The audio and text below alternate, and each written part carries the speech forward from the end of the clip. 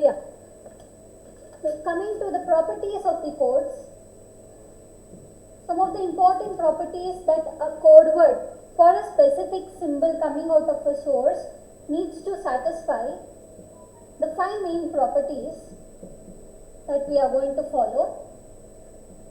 What are those 5 properties are? First one is it should be a block code. That means there should be a finite set of sequence given to a particular symbol that is coming out of a source, discrete source.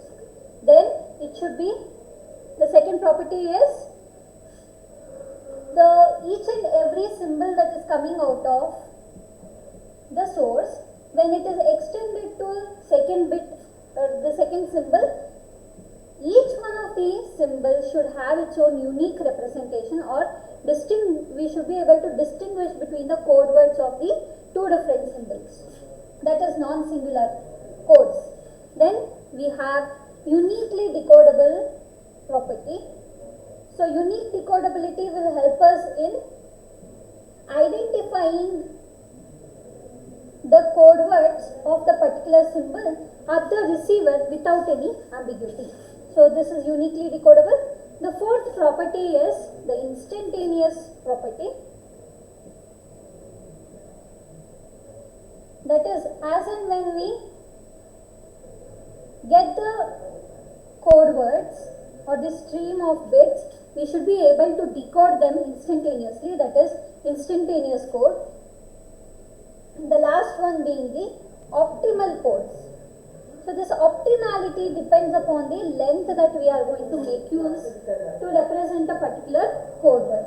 So for a given symbol, if that particular symbol is identified with respect to the probability or the number of times it is appearing in a given message signal, depending on the probability of occurrence, we can assign the length of a code word for that particular symbol that is emitted out of the source. So these are the 5 main properties that we are using in order to obtain the code words for the symbols coming out of a discrete source. And it could be either an independent source or a Markov source. We can make use of these 5 properties to define the code words. So while we define these 5 things, whenever we are constructing the code words for the given symbols, we need to look at what is called as the prefix of a code. So what is meant this prefix is, let me consider a simple code word. Let me consider a simple code word here. It is 0111. What do you mean by code word is, if there is a code word called X, it consists of different alphabets like this. Individual code alphabets will be X1, X2, X3, so on, up to, I can write like XM. There will be M different alphabets representing the given symbol. If there are M alphabets in a given code word, the prefix we call, there is a prefix for this particular code. When I am considering a subset, that is, I am considering a subset out of this X1, subset means starting from the beginning only, that I am considering a combination like either X1 or X2, X1, X2, X1, X2, X3, like that. If I am considering up to Xj, such that J is lesser than or equal to M, we need to ensure while we define the code words in such a way that these prefix, what we call this is called as prefix of the code. This is called as prefix of a code. That means the starting bits of any code word, whether it could be bit starting alphabet of one length or 2 lengths or 3 lengths, those are called as prefix. So if you consider only 1 bit, this is also prefix. Let me name it as P1. If I consider 2 bits at a time, this is called as P2, prefix 2 with length 2. Then I have 3 bits. If I consider the starting 3 bits, then it is called as prefix 3 with 3 bit length. Then if I consider the entire code word, that's an entire code word. So P1, P2, P3 are represented like this, where they are represented as starting from x1 to xj, where j value is less than or equal to m. So this set of combination is called as a prefix of a code. Whenever we are defining a code word for a symbol, we need to ensure that no code word of any symbol should be the prefix of the other code word. Should be the prefix of other code word. So what does this mean? We will consider the table that we have already defined in our previous class. We will consider the same code table. I think we had represented code C, code B and code E. So you need to tell me for the four symbols S1, S2, S3, S4. Please give me the table here. You might have written in your notes. So you should be able to tell me here. This is code C, code D, code E. So C is a typical 2-bit representation, 0001, 1011. Code D is a representation goes something like this, 0, 10, 110, 111. Right? Sorry, 110. Next, code E, it is 0, 01, 011, 0111. These are the three codes that we have come across in our previous class. I have taken the same example here. Now you need to tell me what is meant by prefix over here. So observe in code C. This is an entire code word. So what are we saying here as no code word of any symbol should be the prefix of the another code word. That means this 00 should not be present at the beginning of any other symbol code word. So you see here, if I consider 00, it is not repeated anywhere. It is not present at the beginning of any code word. If you take 01, it is again not getting repeated at the beginning. 10, it's not repeating. 11, not repeating. The entire code word should not be present inside a other code word. If you see here, code E, let us see. Observe here, for S1, the code word is 0. Okay. Now if you observe the code word for S2, 0 is a part of your code E and it is a single bit. So you have a chance that whenever the receiver sees a 0, it may misconstruct this beginning of S2 as symbol S1. That means this entire code word is a part of another code word. And if you consider the code word of S3, 01 is a part of S3. So there is ambiguity. If you consider S4, S3, the entire S3 is a part of S4. But if you take the example of code D, you can see here 0 is present and there is 10. 0 is not present at the beginning, rather it is present at the end. So it is not a prefix. What is the prefix of this code? It is 1. So 1 is not an existing code word, so it is valid. I can distinguish it easily. Coming to this S3, it is 11. The prefix is 11, where there is no code word called as 11. So I can still be able to identify or distinguish or decode it uniquely. Coming to S4, 111 is the prefix. Even bit 1 is not a code word. 11 is not a code word. 111 is definitely not a code word. So therefore, the code D is a very optimal choice that we can do whenever we are trying to make use or whenever we are going to define the code words for a given set of symbols. Though I have multiple choices to assign the code words here, I am going to choose that particular combination where there is no ambiguity in deciding what is the code word for a given symbol. Here there is an ambiguity. I may misconstruct this combination of 01 as S2 or I may decode this as S1. There is always a possibility. So whereas in C and D there is no question of being misconstructing one symbol with the one code word with the another code word. So therefore, in order to avoid the confusion in the decoding part, we will not prefer using the code E. Whereas we go with normally code C and code D. Out of this, we are going to choose a very optimal one where it is going to take care of probability of occurrence of these symbols, and also it is going to take care to reduce the number of bits during the transmission. Yes, do you have any doubts here? Any doubts? No, ma'am.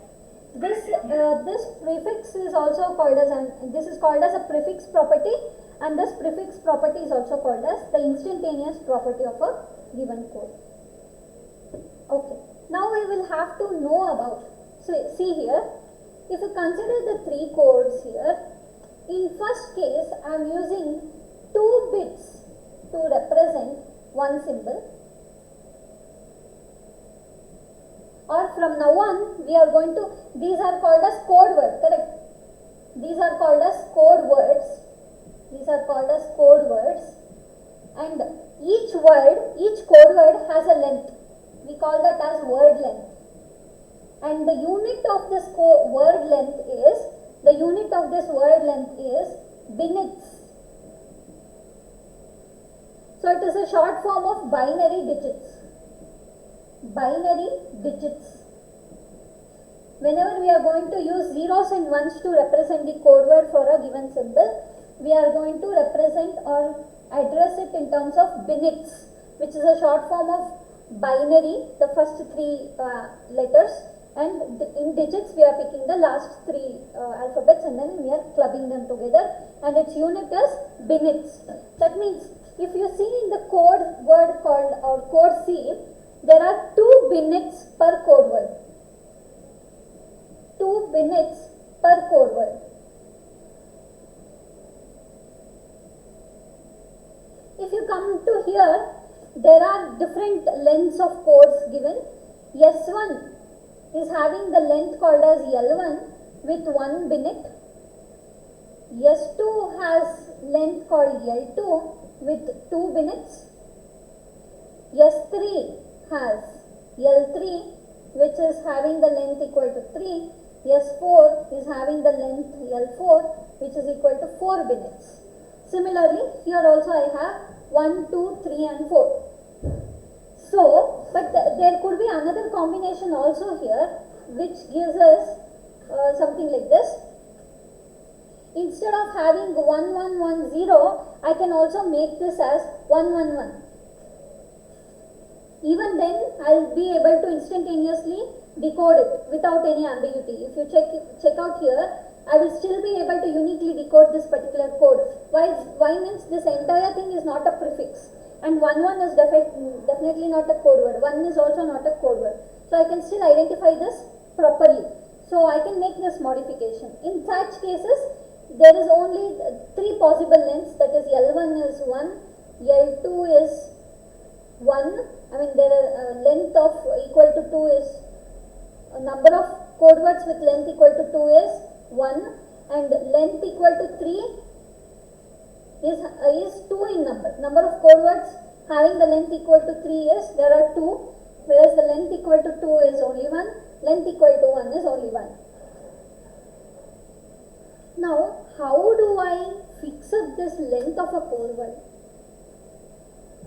Okay, my question is, I said this is also instantaneously decodable, this is also instantaneously decodable, this is also instantaneously decodable. Okay, so there are multiple ways in which I can construct an instantaneous code and make it efficient. I can send the same table at the receiver, but there should be an optimality in adjusting this length, whether it should be 3, whether it should be 4, and while constructing instantaneous code, I also need to take care of this prefix property. So, in order to address this, how much length it should be present and how many symbols should have the length, a code word of length equal to 1, and how many symbols should have the code word of length equal to 2, 3 and 4, like that, we have a certain rule. Okay, we have a certain rule and depending on that we are going to assign the number of the length property of a particular code can be decided by making use of this particular rule called as Kraft-Macmillan's inequality. Now we are going to look at Kraft-Macmillan's inequality rule, using which we are going to measure, or with which we are going to address into what should be, we can look at how many symbols out of the ones that are emitted out of a given source, how many symbols will be of length equal to 1, how many code words for the symbols will be of length equal to 1, length equal to 2, 3, so on. We can go on checking that out by making use of this particular rule. So this is called as Kraft-Macmillan's, K-R-A-F-T, Kraft-Macmillan's inequality.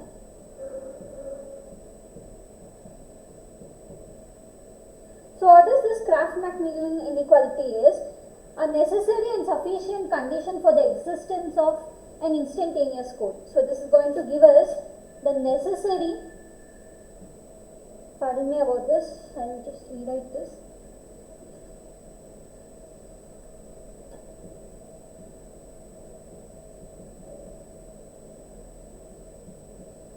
Kraft-Macmillan's inequality. So this gives us a necessary and sufficient condition,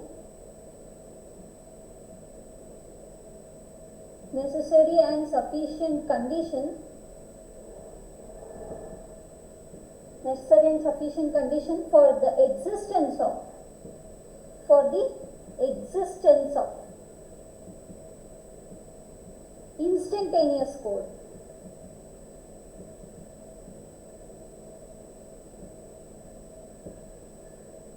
With word length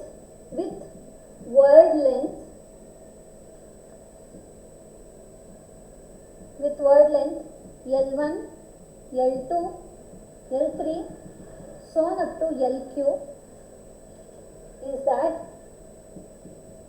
the condition goes something like this. Please make a note of this, then I'll explain what it is.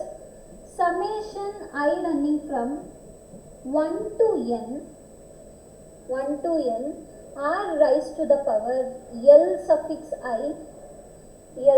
I should be less than or equal to 1.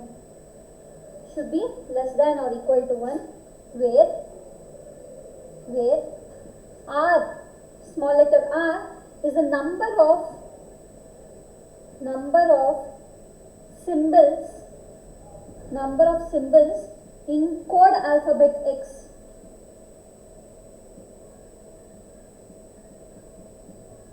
R is the number of symbols in the code alphabet X, and n or L suffix I, which is written at the power of R, is the word length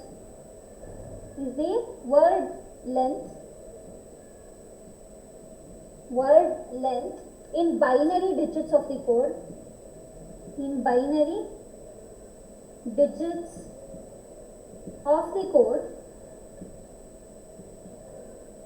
of the code word corresponding to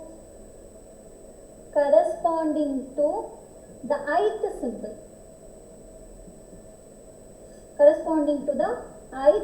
source symbol.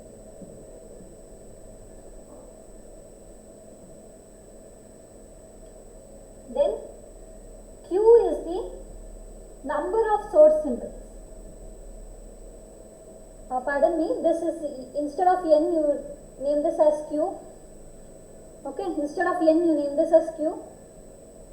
Number of source symbols. You can also name it as n, there is nothing wrong, but let me use the variable that is being used in a textbook. Q is the total number of symbols that are emitted out of the given source. Li is the word length in the binary digits of the code word corresponding to the ith symbol source, and R is the number of symbols in the code alphabet X.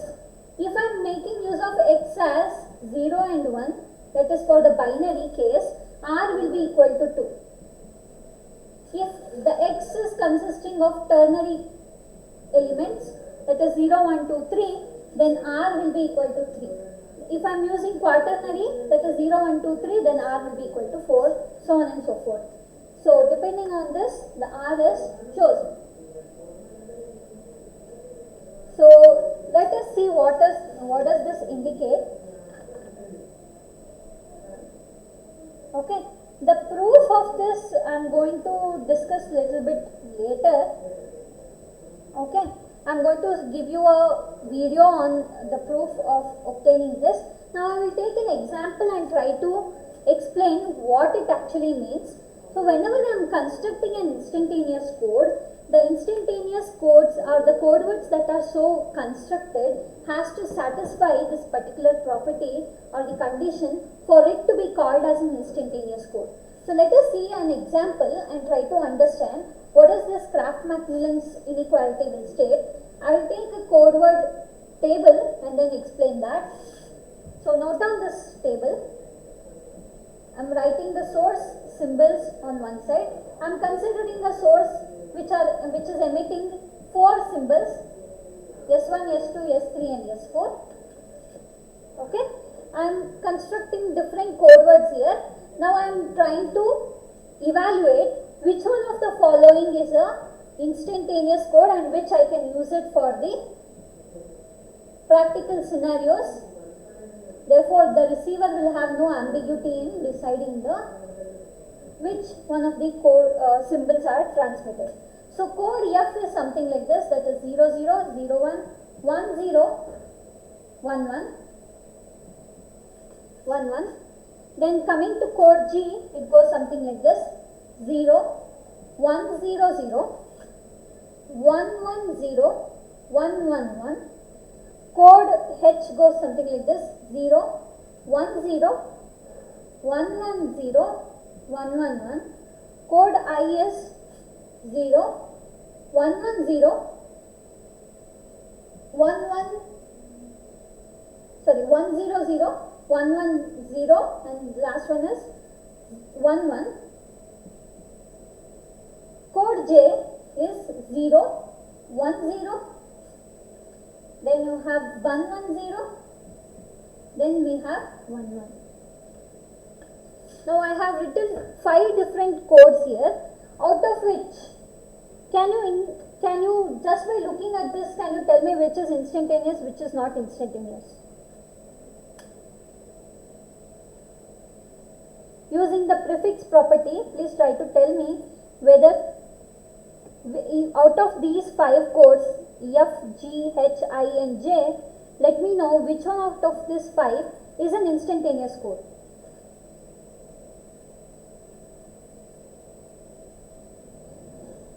Are you able to decide or are you able to understand what I am talking about?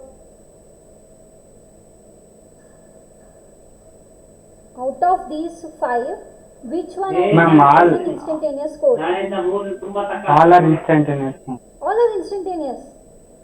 Check it out. Check. What do you mean by instantaneous?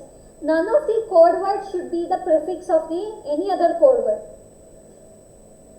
None of the code word, if you consider in a given set, should be the code word for another symbol.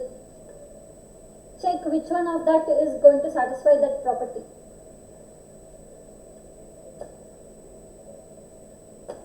Right away you can tell. Except first one, ma'am.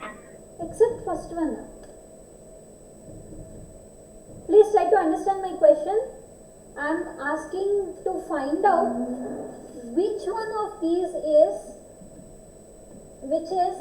instantaneous code here. What do you mean by instantaneous code? None of the code word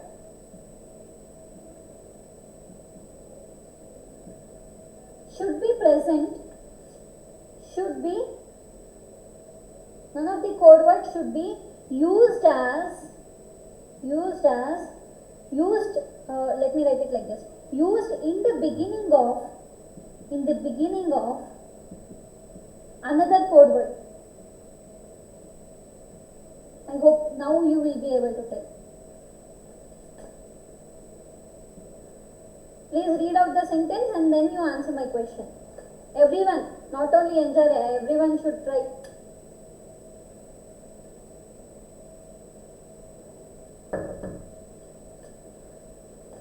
Read out the sentence. Which one of these is an instantaneous code? That is my question. The statement for instantaneous code is that none of the code words should be used in the beginning of another code word.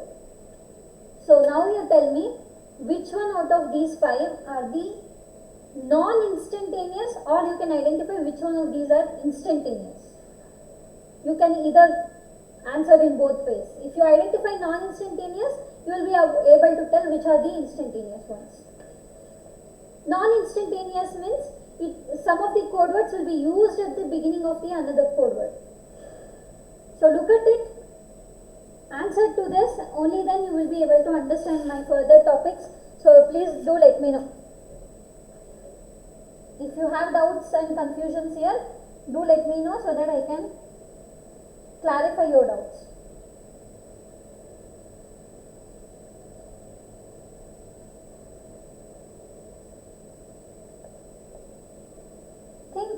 Think and tell me, and I'll give you enough time to think.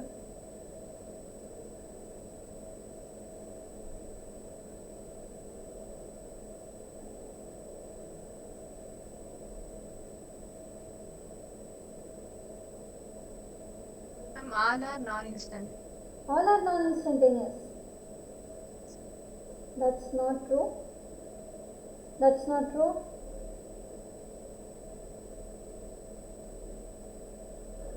Ma'am, F is instantaneous code. Okay, F is instantaneous, correct.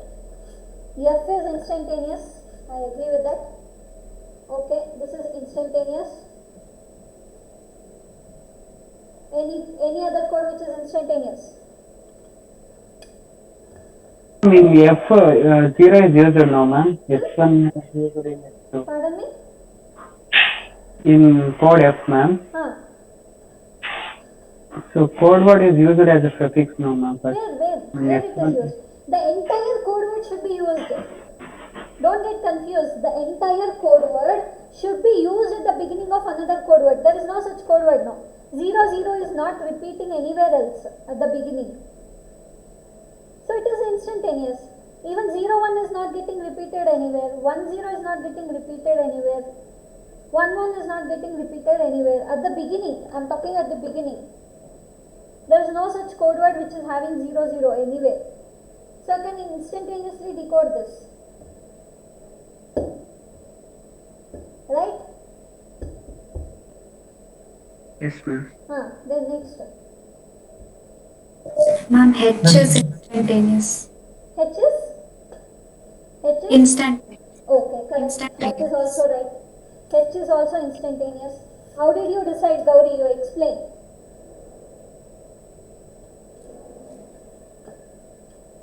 Ma'am, How did you decide? Ma'am, in G and H, for symbol S2, in G we have 1 0 0 now, ma'am. 1 0 0. Ma'am, but in H we have 1 0. Okay. So I thought it is not repeating. You don't compare this with this. You have to compare in this set. You have to look at the column wise. Okay. Please understand this. When I write, when I want you people to decide whether it is instantaneous or not, you have to compare with the symbols, not with the adjacent code words. No. You have to compare with each set. This belongs to one set. Okay. You have to compare the instantaneous code among the set, not across the sets. That's why I wrote the name as code H, code I, code J. Okay. You should not compare code I with code J. This is different, this is different.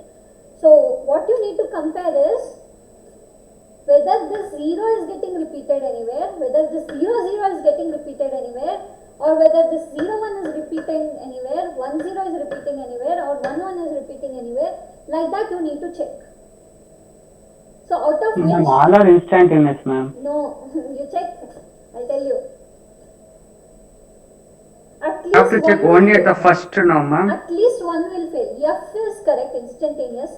As though she said instantaneous, H is instantaneous, the explanation for it is slightly different. Okay, I'll just explain it to you. Yenjar, you are saying all the codes are instantaneous. How is it possible? Ma'am, like we are not used as a prefix, ma'am. Look at I and J. Ma'am, in INJ 1 is written in. Yes, you see here. The last code word called 1 which is given for S4, it is present as a whole in S3. It is present as an entire thing at the beginning in S3. Similarly, if you consider code J, there is 1 which is present as a whole in S3 again. Are you able to see this? I and J? As a whole, the entire code word is present as a part of another code word. You see here. 1 is at the beginning. Not even at the, if it is at the end, I have no issue. But it is present at the beginning. So therefore, while decoding, the decoder, as soon as it sees 1, it will get confused with that code word as 1, so it will break it over here. So it will not consider the next 0 at all, it will consider with the next bit. That problem will appear.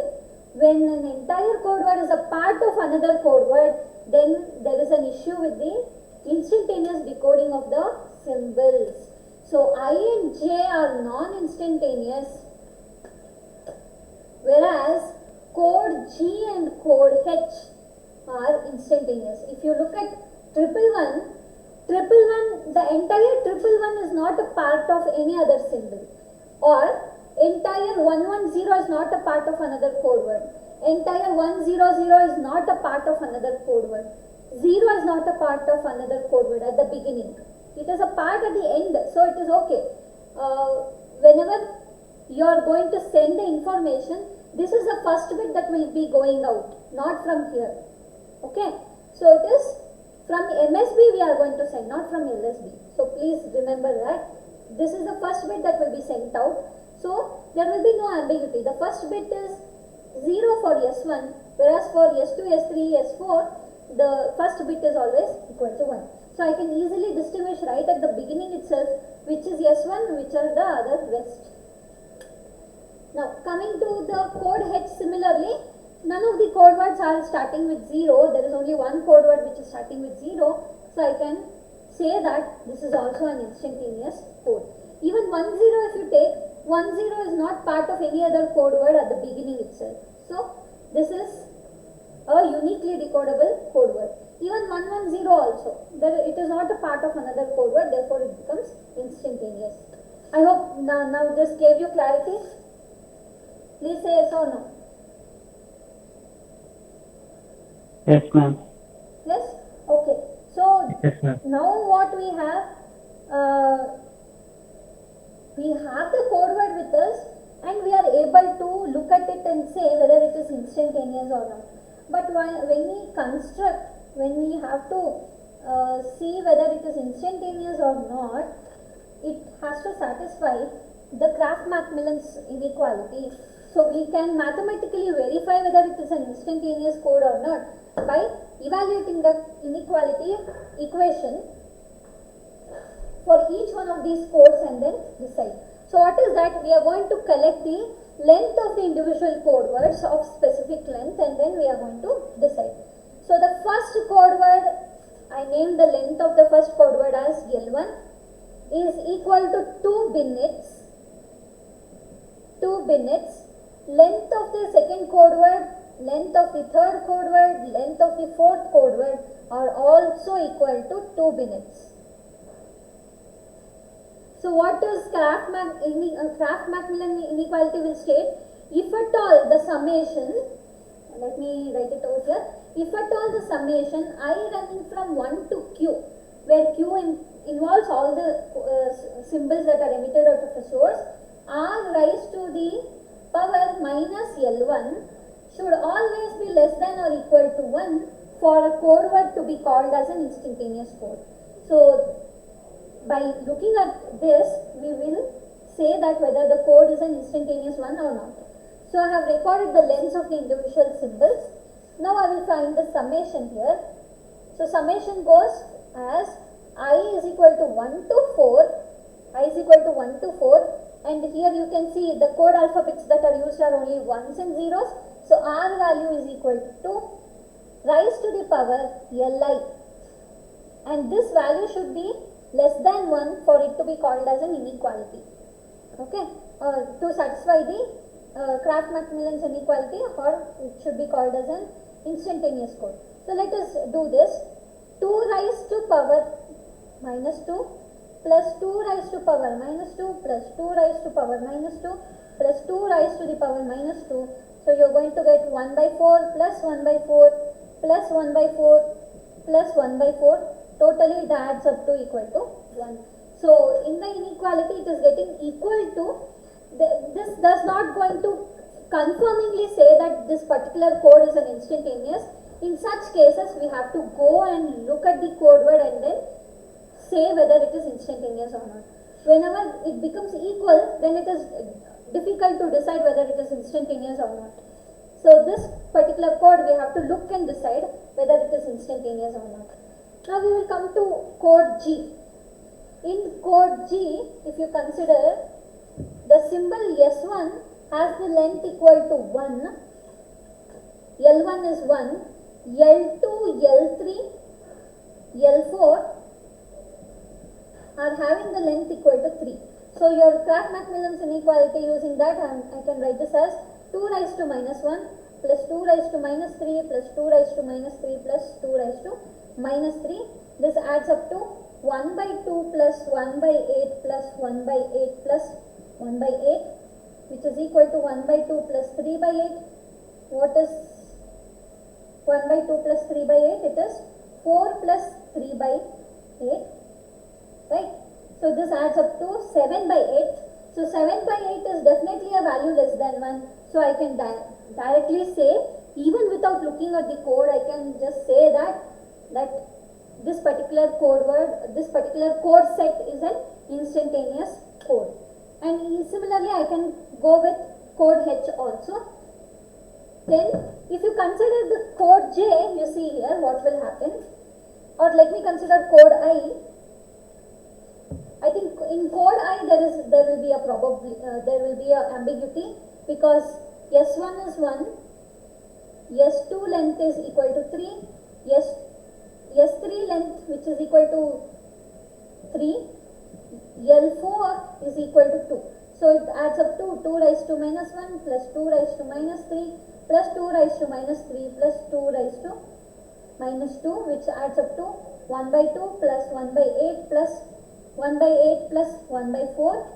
So this is 1 by 2 plus 1 by 4 plus 1 by 4. So it adds up to equal to 1.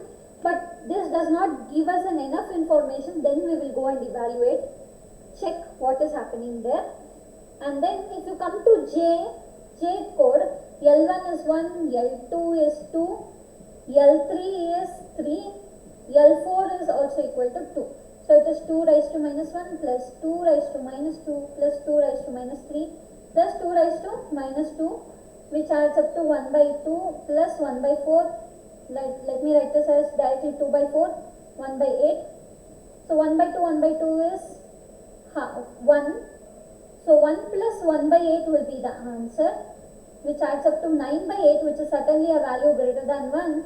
So I can directly say that code J is a non-instantaneous code. Code J is non-instantaneous. This adds up to 1, therefore I need to evaluate. This also adds up to 1, therefore I need to evaluate. Whereas G and H, if you evaluate with the inequality theorem, then I can say these two are definitely will be value less than the value 1. Therefore, I can say that these two are instantaneous. So mathematically, even before I could assign the code words to a particular symbol, if I know the lengths of the code words, then I can say whether they are instantaneous or not. There is also another way of constructing the instantaneous code words by making use of what is called as a tree diagram. So in the tree diagram concept is used to define the instantaneous code words. The tree branches, the symbol should always be existing at the terminals of the tree branch. If it is present at the given tree node, then we call that as an non-instantaneous code word. So I'll take one example over here and then finish off with that. Which is the next star you have? Which subject do you have next? M4, ma'am. Okay. Okay, it's already 2:45. I'm going to stop it over here.